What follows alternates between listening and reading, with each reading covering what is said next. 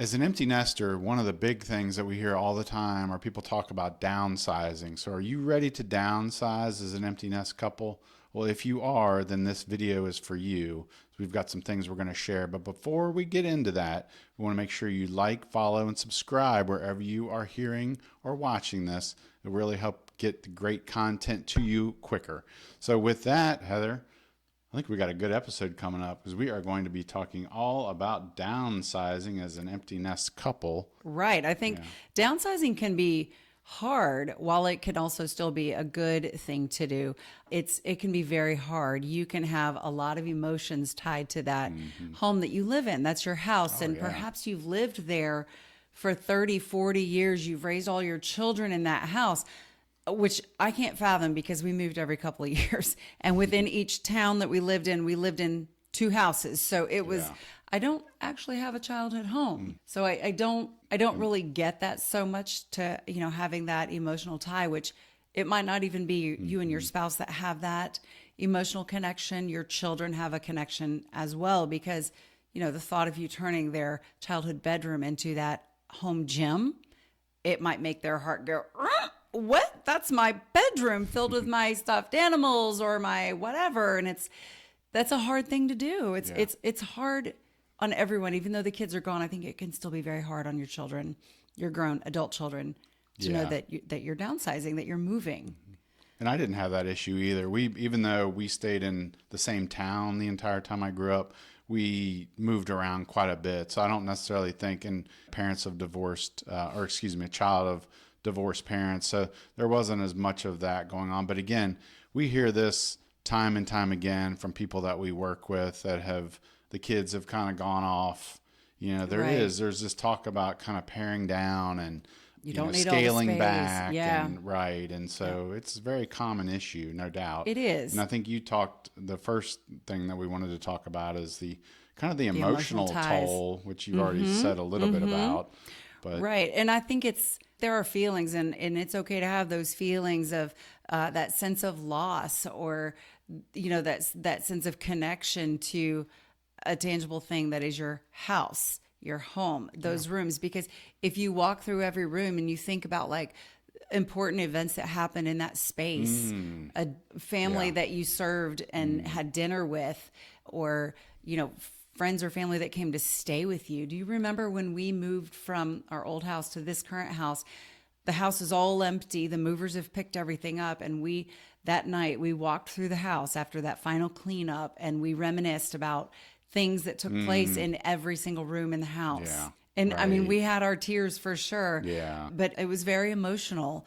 We weren't really downsizing so much because that was a smaller house, but it was an older house and we built a townhome. So in a sense we got rid of the yard. So we found out we actually liked the square footage that we were at. We felt like it was pretty reasonable for the two of us, but to get something new, which we wanted, we couldn't find anything at that square footage or less. So in that 10 years that we lived there, we had a lot of emotional ties to that house. Doubt. And so you want to go ahead and explore that. What is it that makes you sad? What is it that's a little bit fearful about leaving? What is it that you're most proud of in your home? Like, and to think in terms of like moving to a new place, can you find that same connection in that new place? What is home going to look like and mean to you then? Because really the home is like your family unit and your memories and the happy things and even the sad things that you make there, more so than the 4 walls and a roof and a foundation. That's right. I'm really glad you brought that up, because that's, even as we've been talking, I didn't even think about that. I was more about thinking about the tangible aspects of the house, but there are memories attached and events that happen, and the good and the bad and the ugly happen in every home. And it's good to reminisce and to think about those things and to kind of process those things out and kind of grieve together. Yeah, it is a grieving act. It sure is. Right. And it can be hard for your children too, even though they don't live there anymore. It can be very hard for them because they could have things left in the house and you have to box it all up and say, hey, come get your things if you still want it. If not, we're going to take it to the dump. Or you're selling their childhood bed because you don't need it anymore. Or you've got maybe some family heirlooms and you want to pass them along to your children. But what if your children don't find them to be as special as you do. That can absolutely happen. It holds a special memory, a special place in your heart for you, but not for your children so much. And you would like for your children to inherit these things, but what if they really don't want them? Then what do you do with them? What do you do with those things? And does that mean that you hold on to them forever? Does that mean that you can't let go of different things? That is a hard thing to sort of navigate, but you work at it together as a couple and with your children, and figuring out, the best thing that you should do when there's that emotional kind of connection.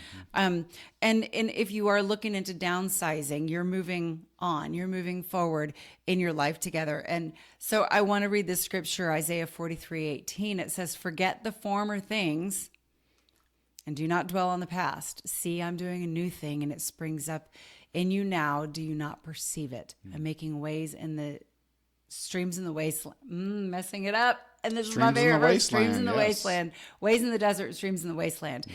And maybe that's what's happening for you, as you're kind of starting over together, as you've reignited that love as an empty nest couple, and you're starting fresh and new, and you just kind of need that and want that.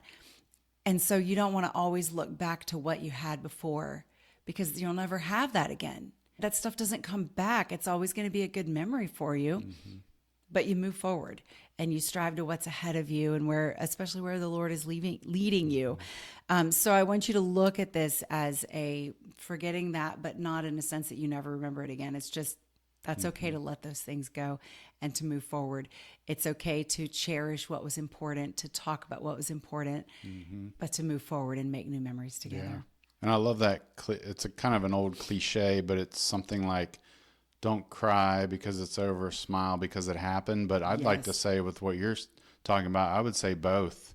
It's okay to cry because it's over, but also smile because it happened. And smile for what's to come. Smile for what's to come. Yeah. That's right. Yep. Yeah. Yep. Well, next we're going to talk about finances. And we often think about, when we downsize, we're thinking, oh, everything's going to be lower cost and we're going to be saving so much money. And that's not always the case. Because obviously when you're moving, you have to think about things like, what's it going to cost to hire a moving company if that's what you decide to do. That's true. And, it's going to cost some in commissions, with a real estate agent. It's going to cost you, closing costs. It's going to cost you some in maybe getting the house ready. Maybe there's repairs that need to be made. Yeah. There's a lot of different things that you do need to consider financially when it comes to downsizing. It's not just simply like, oh, I'm going to be going from having, all these bills to now I don't have any. Of course, that's not the way it works. So, and then you also want to consider, depending on where you move to, it could be, the housing could be a higher cost wherever you're moving. So you want to take that into consideration as well. True. So there's different things that you have to be careful of. And, you might want to think about just looking through all of the bills that you have. And maybe there's a cable bill or another bill that's kind of gotten astronomical that you didn't think about, that would be helpful for you to look at and say, this might be something we need to either stop or cut back on in order to make up for the fact that, oh, even though we're downsizing and going to a smaller home, we want to live in this nicer community. And maybe there's an HOA fee now that we didn't have before. Oh, that's a good point. So there's all kinds of different things that you have to think about financially speaking. And I think that if you have a goal or dream together to downsize, I think it's really important to understand your finances, to know whether or not you can even afford it. Because what if you can't? What if it's going to put you further into debt than you ever anticipated? And maybe now's not the time. Maybe you need to wait, stay where you are a little longer, save up a little bit more money, maybe pay off a few more bills or debts or whatever. But maybe you just need a larger nest egg to make that deposit on a new place. So all good things to think about and to talk about together, you know. Yeah, finances are big. All right, what else you got? Got one more area we want to talk about? Yeah, so this is a practical game plan from chaos to clarity, because moving can bring a lot of chaos in. What do you do with all the stuff? Where do you put it all? Like, I remember I think you're talking about a plan. Yeah, this is a plan, yes. You remember? What do you remember? Yeah. Yep, I remember when we moved from Florida to Midlothian, and in Florida we had a rather large linen closet, And there were just three of us. So between the three of us, we had quite a lot of linens. I have hair stuck on me. Okay.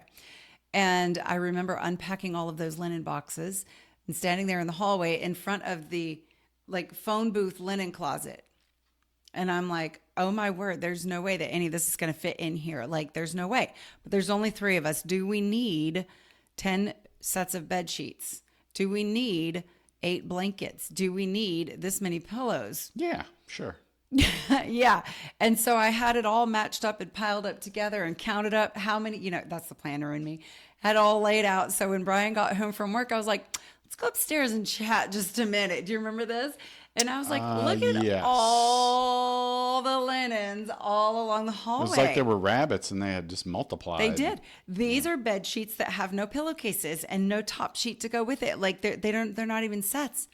I think that the local charity shop needs it. These are blankets that have Do you holes think in the them. dryer They're going ate to those? I think so. These are going to need to go to the dump. These are like whatever. And we whittled it way down so that things could truly fit inside that linen closet. Do you remember that? I do. Like, yeah. So you have to look at all of the things in your house and think to yourself, does all of this make sense in our new place? It doesn't. All right, it's time to get 4 boxes going. You're going to have a donate, sell box. You're going to have a keep box. You're going to have a trash box. And it's okay to have an undecided box because you're going to go through that undecided box at a later date once you've let it marinate a little bit in your mind. Or I would say if you're the type of person that lets things go for too long, then maybe we should say, no, maybe you need to be pushed and don't do an undecided box, but It's time to let it go. You can, if you want, if that helps you kind of keep things moving, you can do the undecided. Yes. But it's, I think more of a, I'm going to think about it and talk about it later, but I think having that strategy of what you're going to keep, what you're going to get rid of, like by donating or selling, and what you're going to take to the trash and what you're undecided about is a good way to really go through all of the things in your house that you currently have, and one closet at a time, and all of that. It is a large, very, very, very large undertaking, but it's very cleansing, cathartic. Like it feels really good to do that. Yeah. But then, we've had this happen. We've moved together like 1, 2, 3 times. I think 3. And yes, and each time it's like I'm like, okay, we don't need that furniture. We don't need this. We don't need that. We're taking all of this with us, and when we get there, it doesn't fit, doesn't quite all fit. So it's like, you know what? Take this to the charity shop, and that's okay. Because you plan it out in your head of what might work, and if it doesn't, it's okay. So you kind of have to be flexible with that as well, with all of making that plan of all the things that you have and what you're going to take with you and get rid of. If something is like super, super, super sentimental, go ahead and talk about it. Share those memories. Why is it sentimental? Why does it bring tears to your eyes? And then think about the joy that might bring to someone who buys it, or from the charity shop, or that you give it to or donate it to, or whatever. Sometimes, like when we get rid of big things like that, I do love hearing the stories, even if I'm giving them away for free on Facebook Marketplace.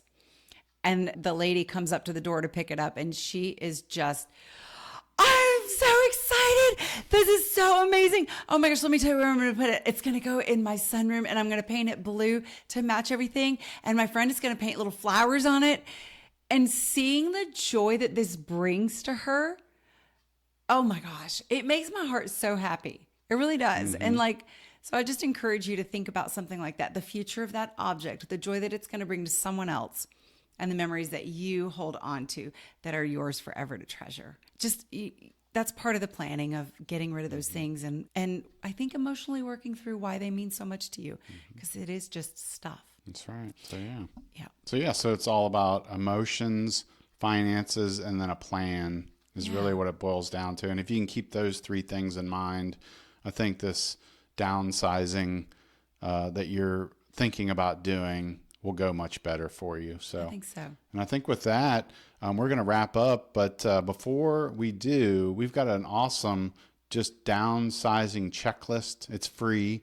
We'd love for you to check that out. So wherever you are hearing or listening to this, we will make sure we put a link to that in the comments, and you can pick that up and start your downsizing journey. So with that, thank you so much, and we will see you and talk to you next time.